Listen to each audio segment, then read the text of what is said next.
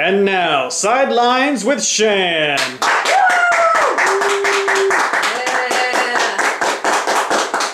And we're back. Week 8, Sidelines with Shan. Thank you very much. This is the first time we have recorded our episode in front of a live studio audience, so I'm a little bit nervous, but I think it will be really fun. So, last week, not only did the undefeated Minnesota Vikings fall, but also our very own Velvet Zebra fell to one of her opponents.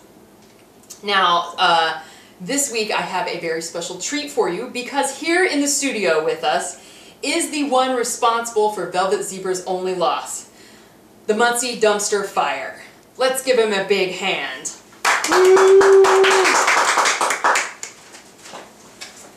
Welcome to the show, Muncie Dumpster Fire. Can I call you Dumpster Fire? Yeah, you can call me that. That's fine. Okay. All right. Well, thank you so much for being here with us today. Going into last week's games, your record was 2-4. What made your last week's team so different? Well, you know, Muncie Dumpster Fire, he's like a one-man wrecking crew. You know, my whole team just goes out there and just lays it all on the line. Well, you did a fantastic job. I think your defense was 50-some points, and then Matt Forte, he just was another huge help for your team. Well, you know, the Eagles, they're down and dirty, just like Muncie Dumpster Fire.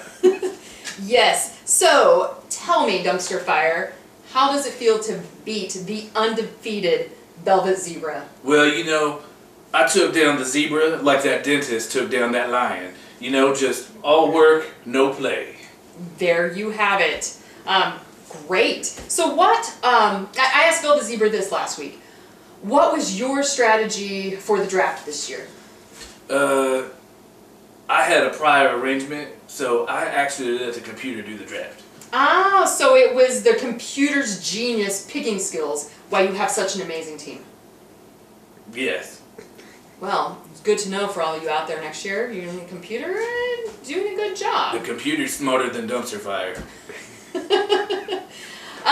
So, Dumpster Fire, we've made it through. We're going into Week 8. Who do you think is going to be in Super Bowl this year?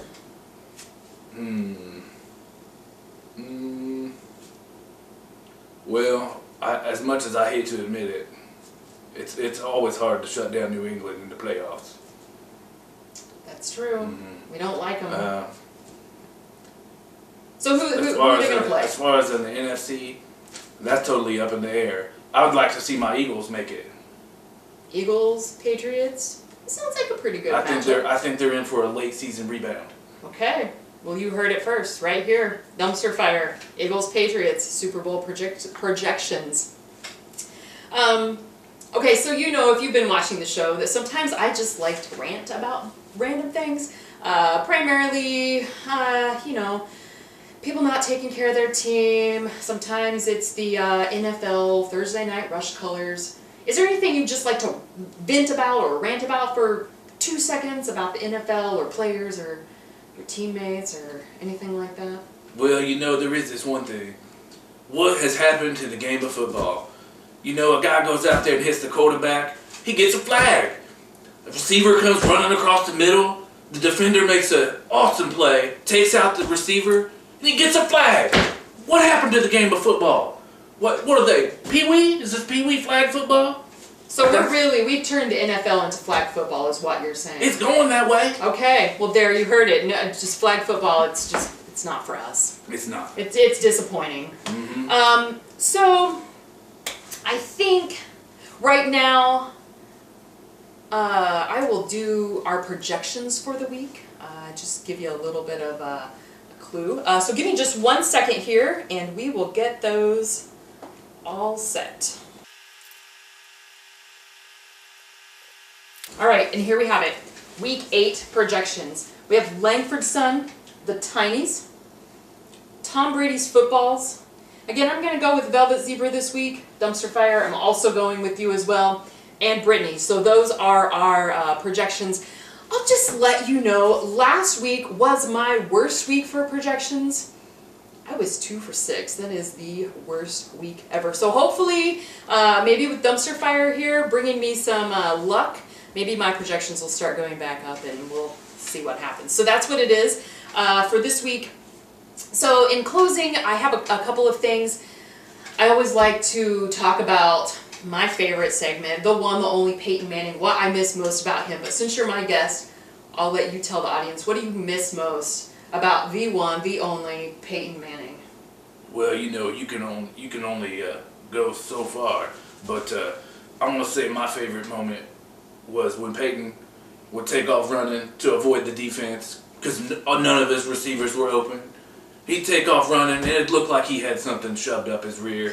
It was like a constipated kid running down the schoolyard.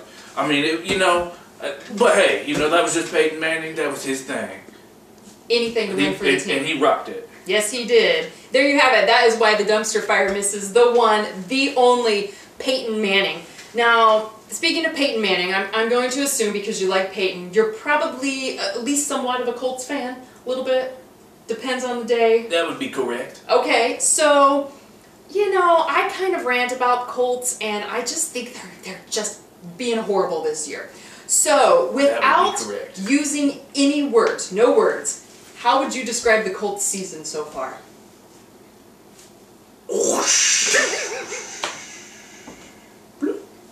That is very appropriate. I really like that. I wasn't sure what you were going to do. That's better than any words I could ever say. So that is super awesome. I think really that's about all. Is there anything else that you wanted to talk about or discuss? I should say, by the way, your hair is amazing. Like, what do you put on it to get it that curly? Because my hair is curly, but not like that. Well, it's called a perm. Okay. I just rock it. Well, it is a beautiful perm. And I see you, like me, we are also cheering for the Indians. Try. Yep, absolutely. Colts aren't doing good, so we might as well cheer for a team that's going to, hopefully win it all. We'll see. They have a way of disappointing. Well, so do the Cubs. That's but true. I have higher hopes for the Indians this year. So, anything else you want to talk about? Well, I appreciate you having me on the show. Just thankful that I was able to succeed last week. It was a tall task, but somebody had to do it. And again, thank you for allowing me to come here and and engage with your audience. Well, thank you, Dumpster Fire, for being on the show. I was so glad to meet you and to have you. It's just been a real pleasure. Thank you so much. And that's it for week 8 of Sidelines with Shan. Again, as always, take care of your team. If you got someone on bye, take care of them. If you got some injured people, maybe pick someone off the waivers. But all in all, take care of your team and do your best. Good luck. We'll see you next week. Y'all.